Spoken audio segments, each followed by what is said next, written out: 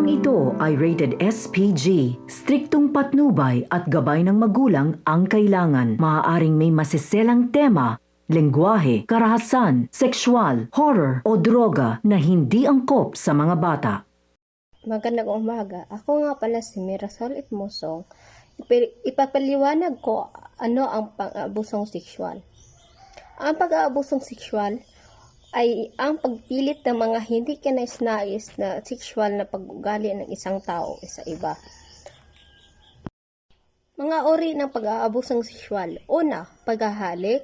Pangalawa, panggagahasa. Pangatlo, paghahawak.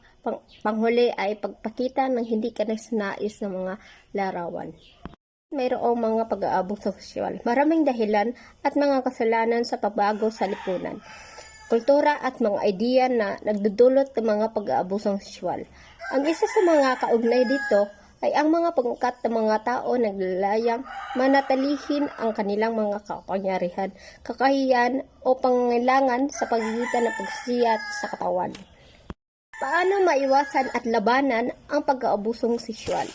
Para maiwasan at labanan ang pag-aabusong sexual, kailangan nating suportahan ang mga bawat na may kakulangan at kahirapan ng mga individual.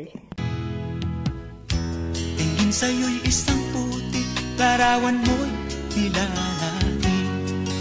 Magdalena, ikaw ay di maintindihan. Ika'y isang kapus-palad, bigo ka pa sa pag-ibig. Hindi ka nag-aral pagkat walang pera, kaya ika'y namasukan dun sa mabini na patpad. Mula noon binansagan, kalapating mababa ang lipad. Hindi mo man ito nais, ika'y walang magagawa, pagkat kailangan mo mabuhay sa mundo.